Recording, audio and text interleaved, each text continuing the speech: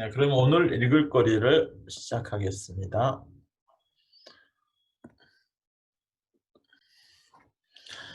네, 오늘 읽을 거리, 오늘 주제는 경쟁하다, 겨루다. 항상 우리는 경쟁하죠. 특히 현대에는 지금 유치원 가기 전부터 애들을 경쟁을 시켜요. 그래서 평생 경쟁만 해서 살다가 해요. 경쟁에서 이겨야만이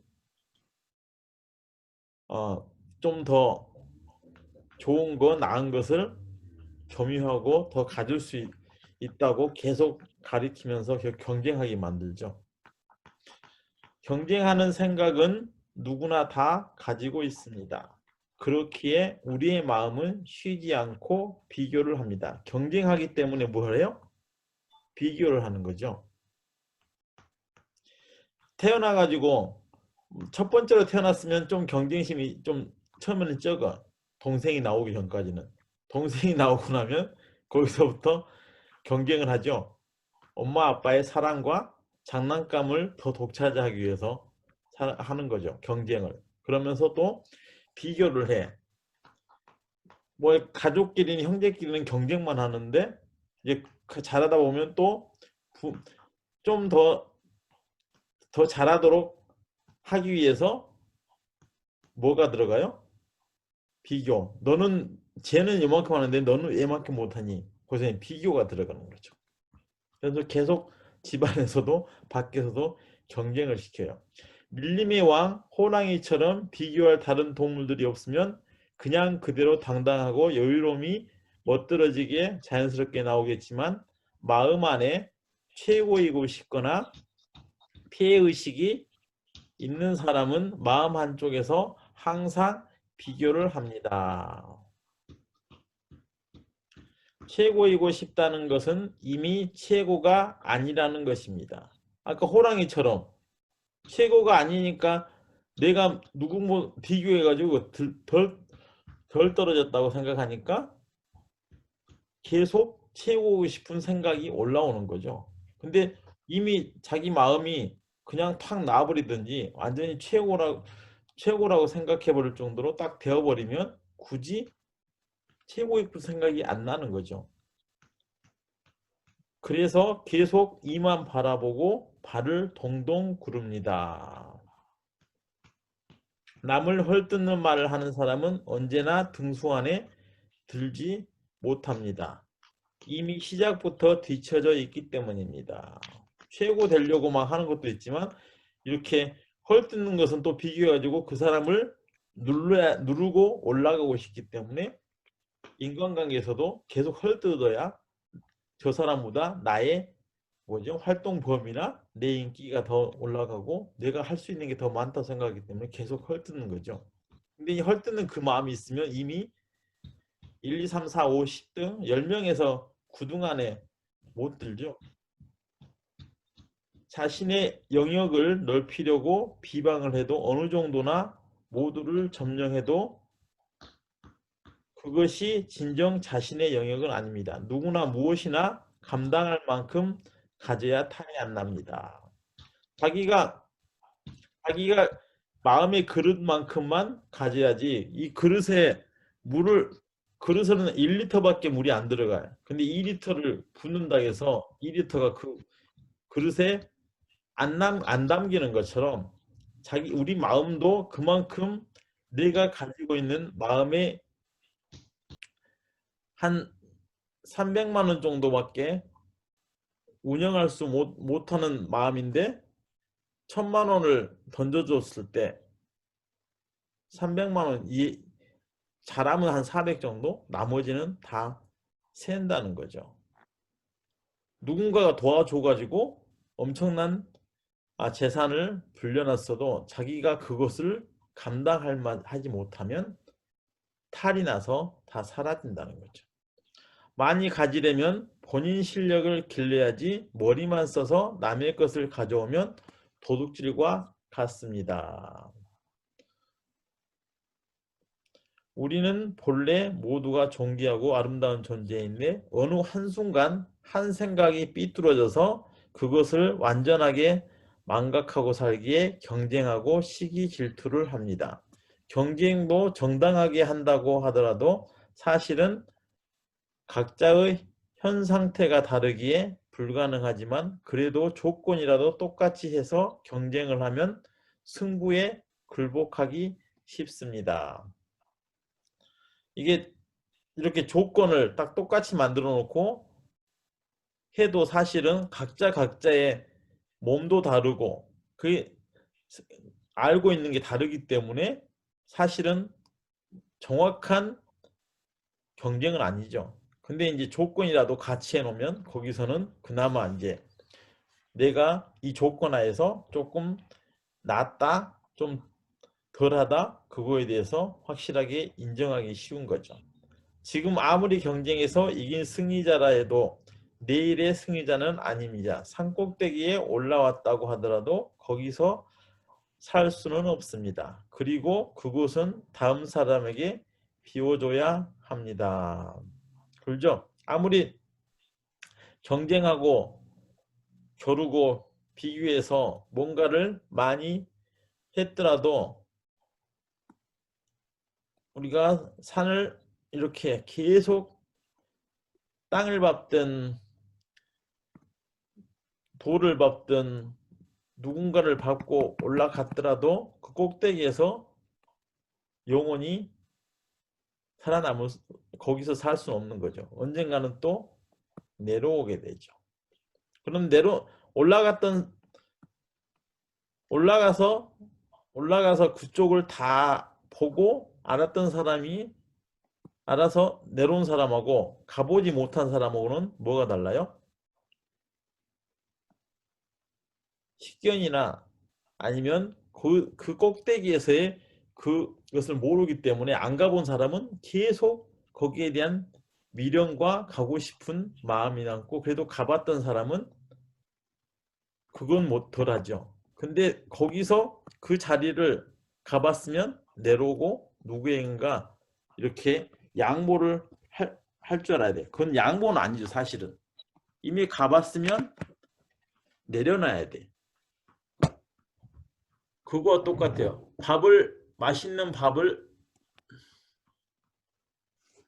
맛있는 밥을 차려서 먹잖아요.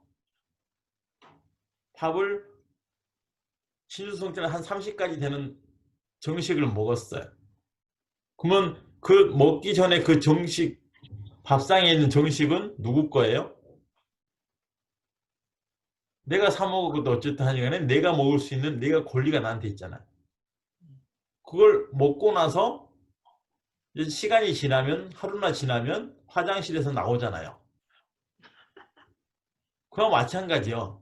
모든 것은 내가 갖기 전에 얻기 전에 해보기 전에는 그것이 호기심도 있고 뭐 하지만 하고 났으면은 어때요?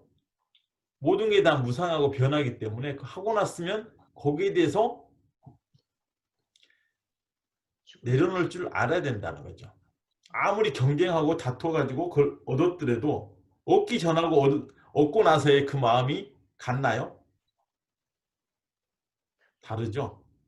네. 예, 누군가가 지나가는데 너무 맛있는 아이스크림을 먹고 있어. 그럼 나도 사 먹고 싶어가지고 돈 있으면 바로 사 먹든지 아니면 집에 가서 엄마한테 돈 달라고 졸라가지고 다음엔 먹었어.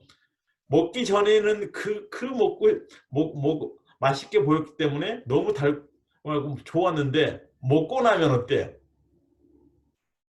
먹기 전이 나았어요. 먹고 나면 거기에 대한 식상해버려. 모든 게 마찬가지죠. 뭔가를 얻고 싶을 때 그때가 아름다운 거야. 뭐 얻고 났으면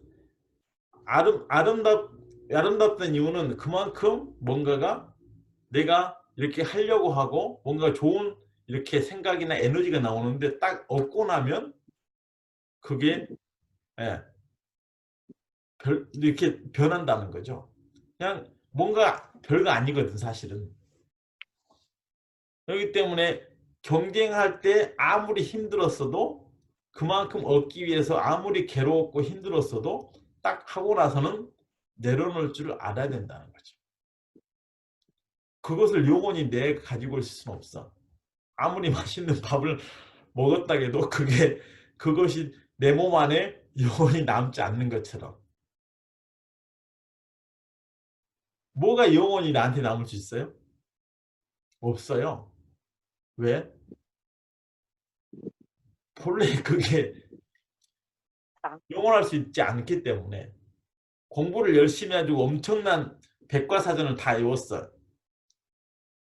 그것이 영원히 내 머릿속에 남아있을 것 같아요? 아니에요. 아무리 아, 해가지고 제일 비싼 옷을 제일 비싼 좋은 가게 가서 사 입었어.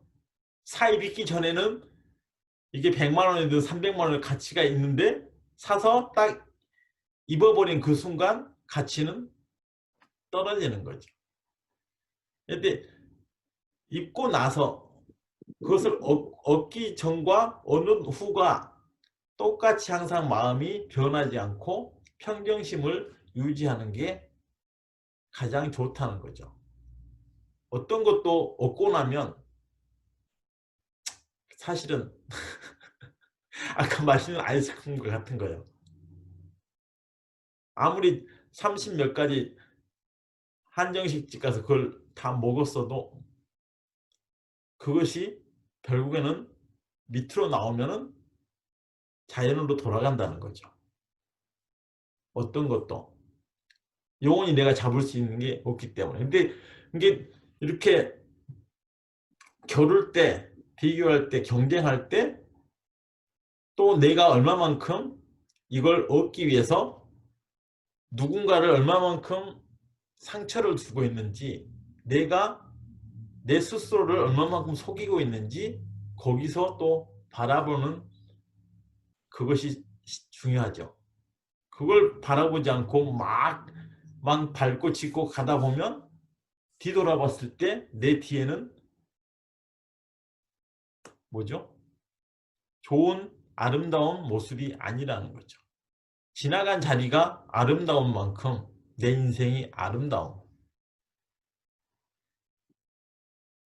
항상 우리는 이제 그러니까 계속 마음을 바라보는 명상을 하기 때문에 항상 뭔 주제를 던져줘도 마음하고 연관돼서 잘 생각해야 돼요.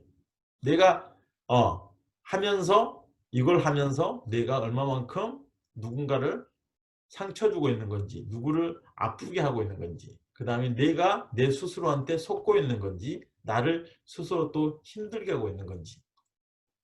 내가 점점 그 마음이 점점 커져가지고 점점 밝아지고 좀 더 커져서 포용력이 늘어나면 그만큼 내 역량이 자연스럽게 늘어나는 거죠. 근데 그것은 내 스스로 놔두고 밖에서 막 이것저것 어저께 모으다 했나? 끌어모아가지고 시장에서 막 싸가지고 그 위에 딱 앉아있다 해서 그게 진짜로 내가 높아지냐고요. 그게 아니라는 거죠.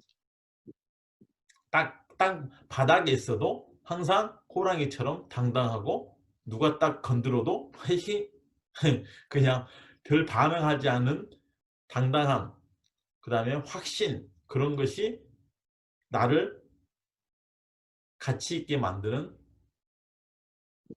나만의 내가 할 수 있는 최고의 방법이지 않을까라는 생각이죠. 질문 있으세요? 경쟁도 아름답게 해야 돼. 추잡하게 하면 안 돼. 경쟁도 아름답게. 얻는 것도 아름답게. 얻어서 가지고 있는 것도 아름답게 잘 갖고 놀다가 버릴 때도 아름다운 모습으로 자연에 환원해야 돼. 추접한 모습으로 하면 안 돼. 그러면 내 마음이 이미 추접한 사람인 거죠.